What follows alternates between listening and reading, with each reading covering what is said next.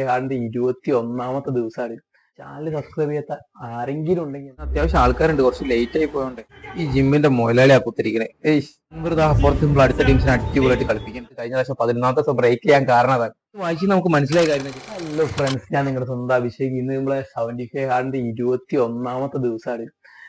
നല്ല ഹാപ്പിയാണ്. ഒരു നല്ല ദിവസം ആവട്ടെ.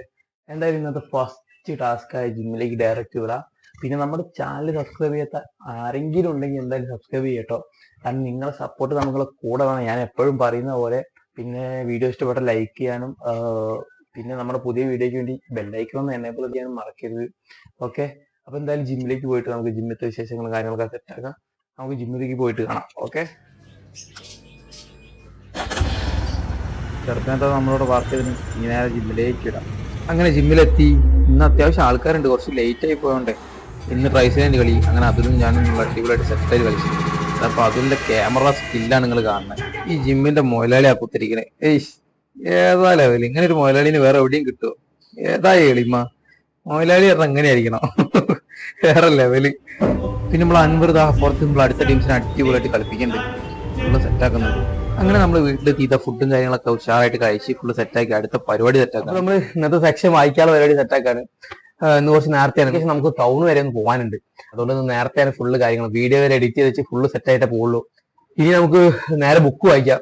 ഇന്നിപ്പം ബുക്ക് വായിക്കണം, വീഡിയോ എഡിറ്റ് ചെയ്യണം, പിന്നെ ബാക്കി എല്ലാ പരിപാടിയും സെറ്റാക്കിയിട്ട് നമ്മൾ ഡയറക്റ്റ് ബാക്കി പരിപാടിക്ക് പോകുള്ളൂ. ഇപ്പൊ ടൗണിലേക്ക് പോകാണ്ട് കുറെ പരിപാടികളുണ്ട്. പക്ഷെ എന്നാലും നമ്മള് ചെയ്യാനുള്ള എല്ലാ പരിപാടിയും ഫസ്റ്റ് പ്രയോറിറ്റി കൊടുത്ത് മൊത്തം ക്ലിയർ ആക്കിയതിന് ശേഷം മാത്രമേ ബാക്കി പരിപാടി ചെയ്യുള്ളൂ. അത് ഞാനിപ്പം കുറച്ച് ഈ 75 ആളിൽ 10-20 ദിവസം കൊണ്ട് പഠിച്ചൊരു കാര്യമാണ്. കാരണം എന്ന് വെച്ചാൽ ഈ പരിപാടിയെ കുറച്ച് ലേറ്റ് ആക്കിയിട്ടുണ്ടെങ്കിൽ ചിലപ്പോൾ എനിക്ക് ഇന്ന് ചെയ്യാൻ കഴിഞ്ഞെന്ന് വരില്ല. അങ്ങനെ ചെയ്യാൻ പറ്റാതിരുന്നാണ് കഴിഞ്ഞ പ്രാവശ്യം 75 കഴിഞ്ഞ പ്രാവശ്യം 11ാമത്തെ ദിവസം ബ്രേക്ക് ചെയ്യാൻ കാരണം അതാണ്. അപ്പം ഇനി അങ്ങനെ തെറ്റി ഡോണ്ട് റിപ്പീറ്റ് ദ മിസ്റ്റേക്ക്. ഇന്നലെ നമ്മൾ വായിച്ചതിന്റെ പോർഷനാണ്. ഒരിക്കലും ആ മിസ്റ്റേക്ക് ഇനി റിപ്പീറ്റ് ചെയ്യൂല.